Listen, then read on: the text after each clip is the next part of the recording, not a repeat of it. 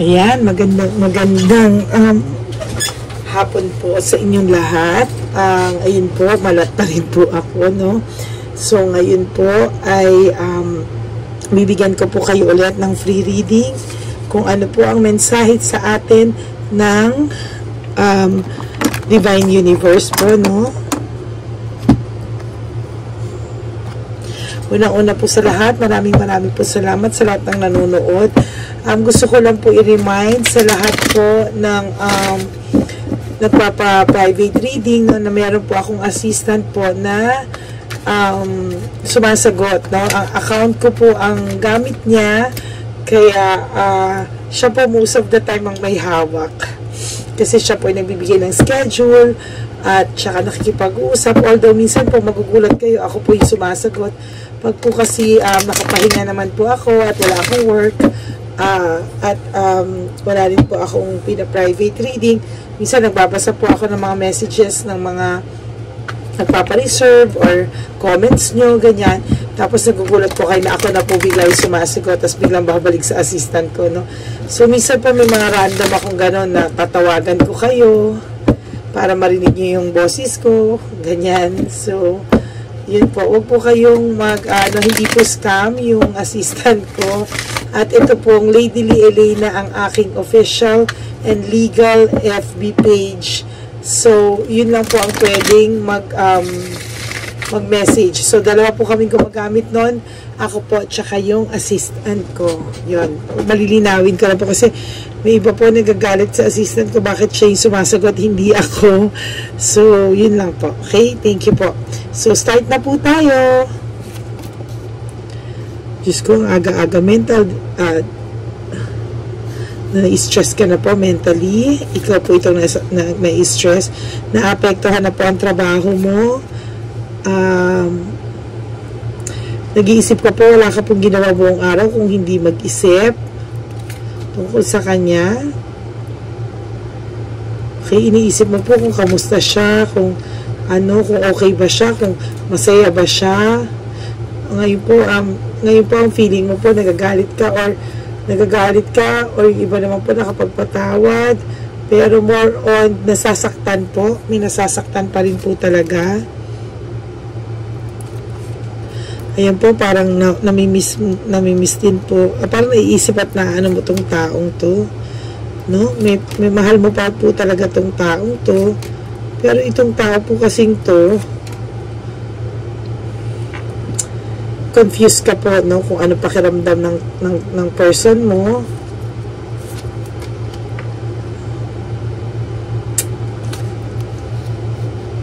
Na-frustrate ka po, no? Yung iba po sa inyo na-frustrate, na-burnout, na-stress, na-apektuhan po yung trabaho nyo. Okay? Okay, so ang nakikita ko po dito mga kapatid ay sa ating mensahe ngayong gabi dito sa aking pagbukas ng tarot cards ko po ay sinaktan ka na niya, nasasaktan ka pa din, at masasaktan ka pa po sa mga susunod na araw pag hindi mo po nilubayan ang taong ito. Buti po for some of you, may guts na po na iwanan at nakakapag-recover na po, na po sila, adjust sa buhay. I'm not saying totally move on, but they are adjusting sa bago po, sa pagtanggap ng sitwasyon. While some of you are very confused, very heartbroken, maaaring ikaw po yung namimiss tong taong to.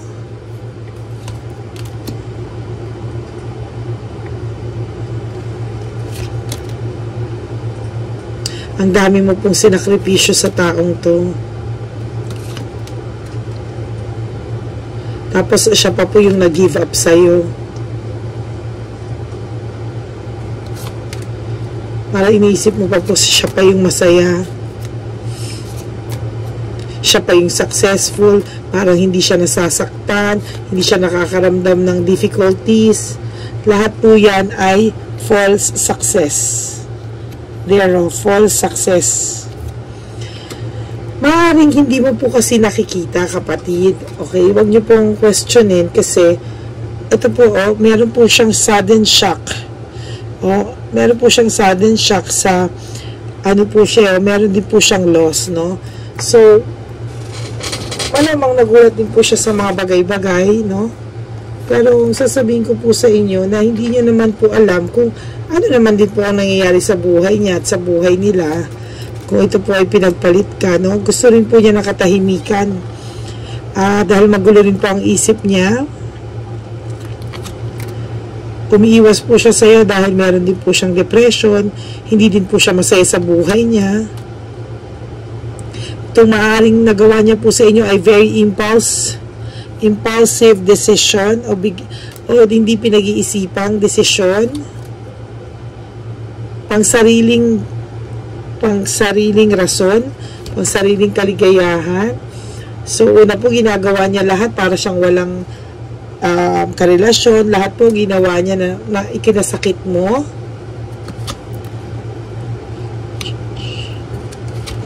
So, playing safe po siya ngayon. Hindi po kayo okay or hindi po kayo okay o nagkahiwalay po kayo. There's a relationship conflict, home conflict, marriage conflict. Nagka-panic attack din po siya dahil hindi niya po inakala yung mga nangyari rin sa buhay niya. Parang ito po kayo, parang okay naman po kayo, kaya lang may mga pumasok po dito, mga bruha or bruno. So, nagkaroon po ng nawalan po ng direksyon yung dati yung relasyon. Although, meron na po itong naunang mga kasalanan sa'yo, pinatawad mo at eventually, ginawa na naman. Ang masakit pa po, ikaw pa po ang nakaalam.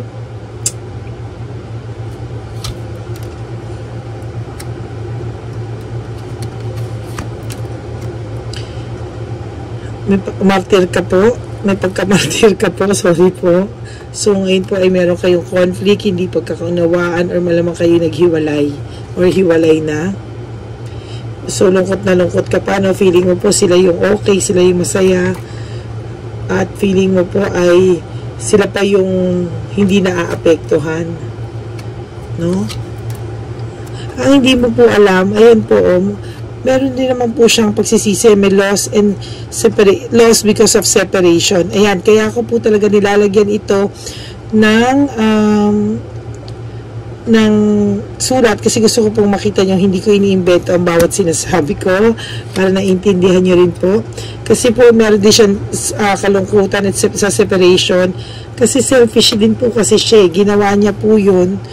Feeling niya po, selos ka ng selos, ganyan-ganyan. So, para ikaw pa po yung sinisisi niya na dahil dyan, ginawa niya ito. So, wala pong direksyon yung buhay niya ngayon. Panay ganyan lang po yung buhay niya ngayon. Nagmumuni-muni rin po itong taong to. Kasi itong tao po taong to parang panay sex, panay lust, panay kung ano-ano kalokohan po kasi na hindi pinag-iisipan. Dahil po doon, ayan, nagkaroon po ng broken relationship, broken family, shattered dreams. Marami po kayong plano na maaaring hindi matuloy dahil sa nangyaring ito. Ngayon, hindi po siya makalapit sa inyo. Pero, wag po kayo mag-alala. Hindi rin po siya okay. May difficulties din po siya na nararamdaman sa buhay niya ngayon. Pero okay na po yan. So, gusto niya muna pong mag-isa. Gusto niya pong so, kahit po may karelasyon itong kinakasama, parang tinigil, parang nagkaroon muna rin po siya ng wall dun sa babae, or parang nagkaroon po siya ng nagkaroon po siya ng space din ng konti dun sa babae kasi parang nag-iisip-isip siya bakit nagkaganyan yung buhay niya, parang malas-malas dahil po sa separation nyo. Feeling niya po kasi nahusgahan niyo siya. Sira ulo pa ito. Ikaw na nanloko. Ikaw pa yung nahusgahan. Kagigil ka.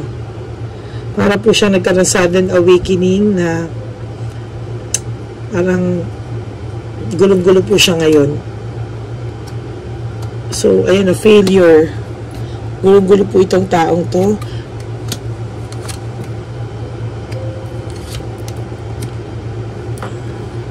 very disappointed din po siya sa nangyari sa inyo. No? Kala nyo na po walang pagsisisi tong taong to. Pero meron naman po. Karma is real naman po. Ay, mas maganda po yung dahilan. Karma is real. Pero nasasaktan ka pa rin po eh. So far, naapektuhan ka pa rin. So, sinaktan ka, nasaktan ka, at masasaktan ka rin pag hindi mo to nilabayan. Pero, karma is real. Ang haba ng title po. Hanap po tayo na ibang title, ha. Karma is real, pero nasasaktan ka pa rin. Tama po. Hindi naman po sila masaya eh. Actually, gulong-gulo rin po siya. Pero tama lang po sa kanya yan. Ang payo ko lang po sa'yo, huwag ikaw ang malungkot. Alam ko po, masakit, malungkot, pero hindi po ikaw ang nagdadala ng guilt. Mas doble po yung sakit sa kanya. Nawalan po siya sa iyo ng control, meaning hindi po siya makaharap din sa iyo. Tapos medyo, ayan o, siya pa po yung mayabang, siya pa po yung hindi nagre-reach out, siya pa po yung lumayo. Ginosting ka pa po. Eh di wow. Tapos, kaya hindi rin po siya nagpakita sa'yo at hindi niya na rin po kayo kinausap muna o hindi na niya kayo kinausap, naghiwalay kayo ng gano'n na lang, walang closure kasi ina-avoid niya po yung conflict. Meaning, ina-avoid niya po na pag-usapan niyo yung nagawa niyang maraming kalokohan. Kasi itong taong pong to, ayan o, sa ngayon talaga pong may lack of commitment siya.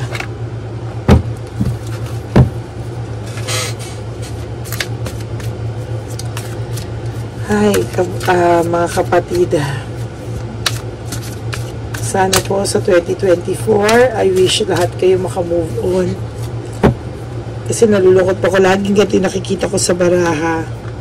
Is it all too much na daw po ang nangyari sa inyo? I can't make you happy. Para nagdadalawang isip na po to. Kung balang araw, meron pa kayong second chance or wala. Kasi parang hindi ka na niya mapapasaya kasi wala na yung trust din. Nagawa niya po lahat yun dahil sa kanya mga sexual desires na hindi kailangan kasi naman po, minsan pag nagsasawa, ayan.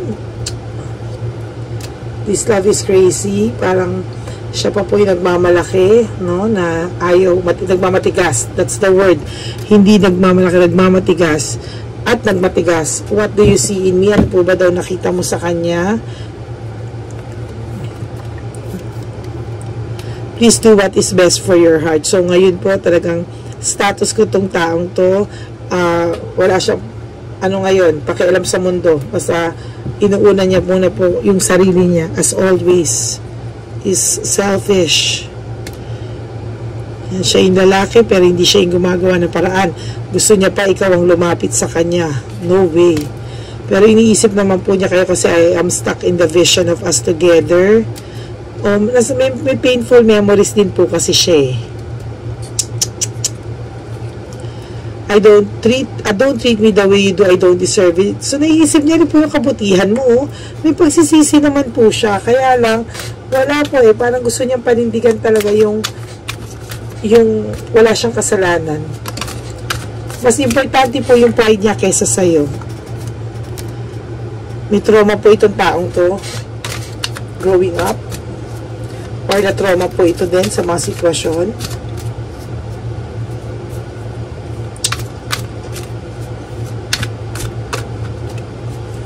Hindi niya po alam, I don't know where to start. Hindi niya po alam kung paano alam mo yun, kahit humingi lang ng tawad, hindi niya po kaya. Ikaw pa po ang gusto niya mag-approach eh. Huwag naman po, di ba? Kawawa ka naman po, sinaktan ka na't lahat-lahat. Tapos ikaw pa. Why is it that you love me? Bakit nga ba? Hindi ka naman deserving mahalin sa ngayon sa nagawa mo sa ating kaborks at kapatid.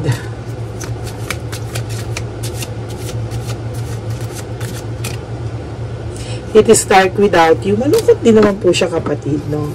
Malungkot din naman po siya. Yung kasama niya po ngayon o karelasyon niya po ngayon, hindi rin po sila okay. No? Pinapakita lang po nila na they're okay, they're happy, pero hindi po. to tell you honestly, ayoko po kitang paasahin. Pero, away po sila ng away.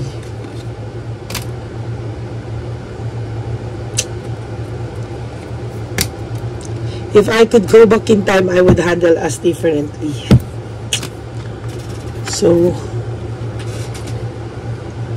may pagsisisi po siya. May pagsisisi po siya, kaya lang nasaktan ka na niya. At gusto na lang niyang panindigan. Parang mas maganda po yun.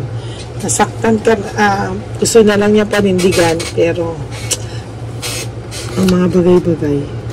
May pagsisisi, pero mas importante yung pride niya eh. You don't know how hard it was to let you go. I knew exactly what I was doing. Nagmamatigas po kasi siya. I couldn't let you get close to me. Parang ngayon, ayaw niya po na ng any communication with you. Blinaka nito. The time wasn't just right. So many things reminds me of you. So, nagsisisi po ito. May pagsisisi po dito. Yun nga lang po. May pagsisisi po dito, pero mas importante po yung pride niya at yung ego niya na naapakan mo daw, kuno, dahil ikaw pa yung sinisisi niya sa nangyari sa inyo. Hindi na po siya dati nakakatulog, o malamang may times na hindi siya nakakatulog dahil naiisip niya rin po yung nangyari sa inyo.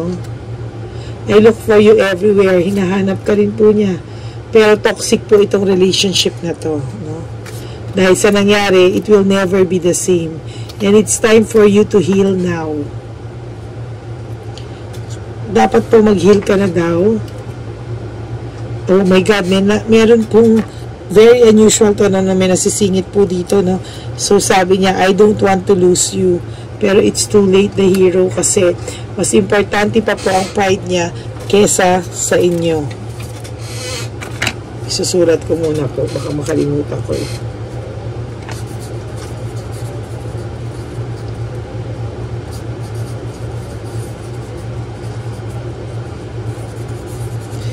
Pero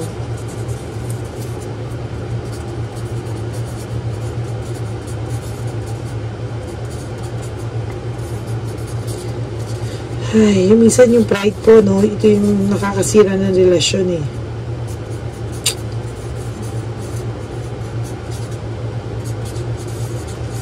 Too much pride, parang yun po yung nakakasira sa relationship.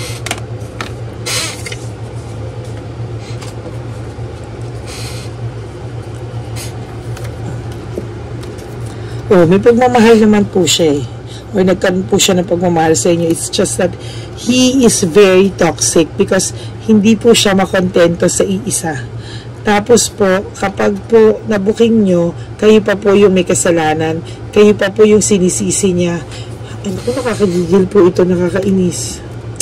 So, I replay our conversation over and over. Parang iniisip niya po yung nangyari sa inyo paulit-ulit, no? And hindi naman din po siya happy. At sa totoo lang po, parang pinanindigan na lang niya ito. Okay, tingnan po natin, may bago po tingnan po natin yung ating, ngayon ko lang po gagamitin to, no? Itong karma cards. Karma cards.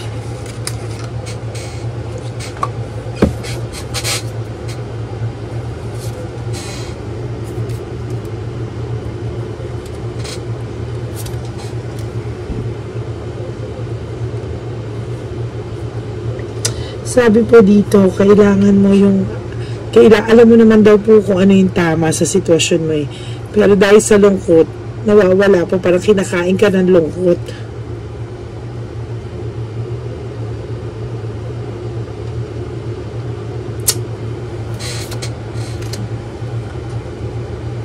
Okay, dapat po ang relasyon daw ay fair.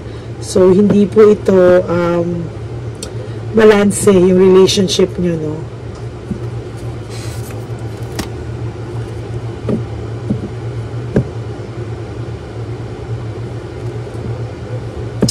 Sabi po dito, do a little at a time. So, gawan mo po step by step. Kailangan mo pong tanggapin. And step by step, kailangan mo po siyang kalimutan. Be realistic about it. Harapin mo po. Okay, harapin mo po ito. at wag mo pong takasan, or sige na lang kasi hindi ko kaya mawala siya, so sige na lang, parang kahit na alam mong nasaktan ka niya, kaya mo na lang ulit kalimutan, wag naman po. Pero yung iba po kasi sa inyo, ang sabi po dito, you must wait before you can, meaning kailangan mo po siyang tiisin at maghintay at huwag kang gagawa ng kahit na anong move. At para naman po sa iba sa inyo ngayon na nagagalit, nararamdaman ko na hindi na, ayoko na, okay na ako, very good po sa inyo. Pero po for those of you na nasasaktan pa din, you must wait before you can, meaning huwag po kayong gagawa ng mga aksyon o mauuna po kayo, wag na wag po.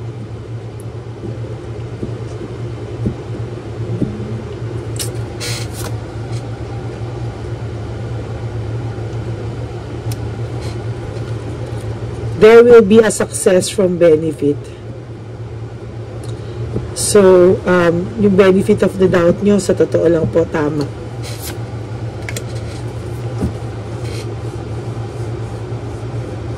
Sa ginawa mo daw po, at pag ginawa mo raw pong pagsisave sa sarili mo, at dun sa way na, hindi ko po alam, pinagtanggol mo sarili mo, the way you protect yourself, do it on your own. Kailangan, immediately po maayos mo yung sarili mo.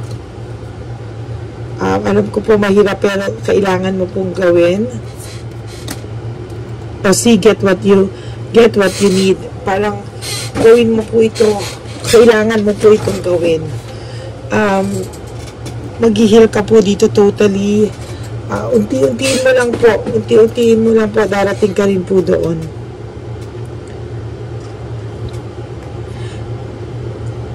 Kailangan mo pong simulan step by step, unti-unti, makakarating ka rin daw po doon. You have to have your own freedom.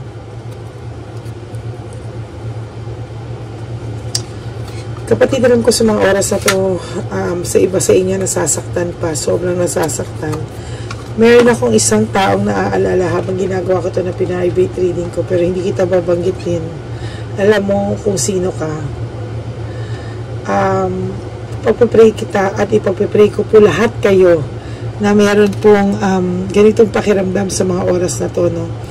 Pero sinasabi ko po sa inyo na kung ang tao po ay mas importante pa ang pride at ego at yung pinapanindigan niya pa po, no, na tama siya at kahit na nakasakit siya sa inyo, mas pinipili niya po yung ganon. You have to let go of this person. Mabigat po ito sa energy mo. You have to release it. Kailangan nyo pong maging matapang, no?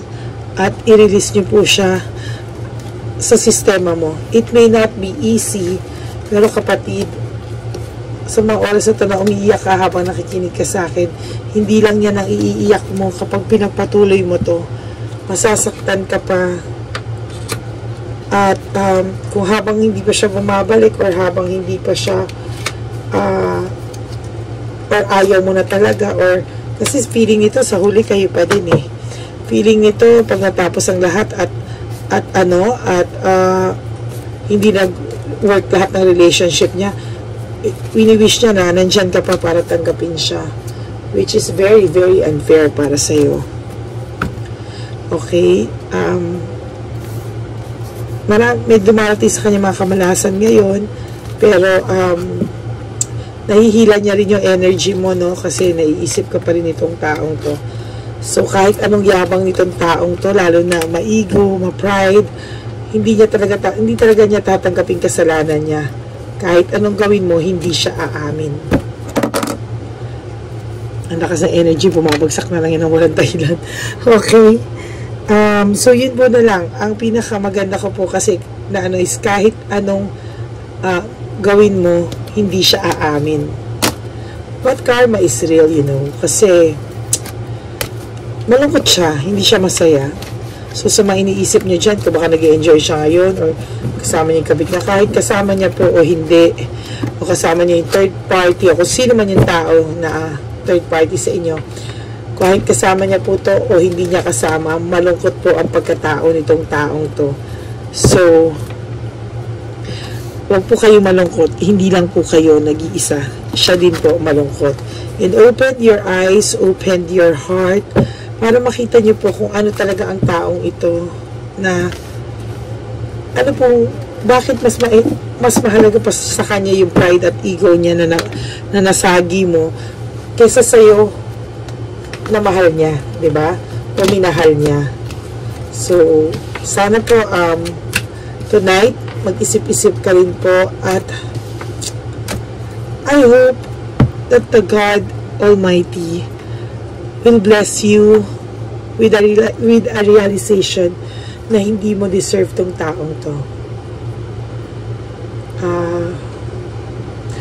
Huwag mong sirain ang buhay mo sa kanya. Huwag mong i-focus ang sarili mo sa kanya. Life is too short to be sad. Life is too short para hindi mo makita na dapat maging masaya ka. Alam ko hindi madali ito. Alam ko kung gaano kasakit. I've been there, done that. Pero if you have faith in the Lord, surrender everything, kapatid. I-surrender mo. At makikita mo na lumalabas yung saya, lalabas yung saya. One day gigising ka, ay okay na pala ako. Ganun naman ang buhay eh. So I hope na nakatulong itong aking reading sa iyo ngayon, na nahuli mo siya, may pagsisisi, pero hindi siya aamin kahit anong mangyari. And mas importante yung ego and pride niya kaysa sa iyo. But karma is real dahil hindi naman siya masaya. Okay? Thank you very much po, and I hope you won't skip the ads. Tulong niyo na po yun sa channel natin, because atin po itong channel na to, no? I'm sharing this to all of you. Biglaan lang po ang paggawa ko ng channel na to. Pero I'm so touched with all of you na nakasubaybay. Parang feeling ko po, hindi ko po pwedeng itigil ang channel na to, because I have a mission to all of you that needs a free reading. Hindi, idun po sa mga nakapag-private reading, hindi nyo rin po ako makikilala kung hindi din po dito sa ating channel. Kaya sana po, no, sana po talaga maayos kayo. Okay? And thank you very much po. At meron po akong live for December 24. I'll be choosing 5 winners of a free reading, no? So, hindi ko man po lahat masagot or ma-entertain sa live, but I will be choosing 5 names. Nabibigyan ko po ng reading for January, no? I-schedule po natin yung free readings nyo. I will choose 5 winners po ng magkakaroon ng free readings. Okay? So, may God bless you all, and may our Lord God shower you with so much love para po sa sarili nyo, because you really deserve that. Okay? Magandang gabi po, at sana po nagustuhan nyo ang ating topic for today. Thank you po.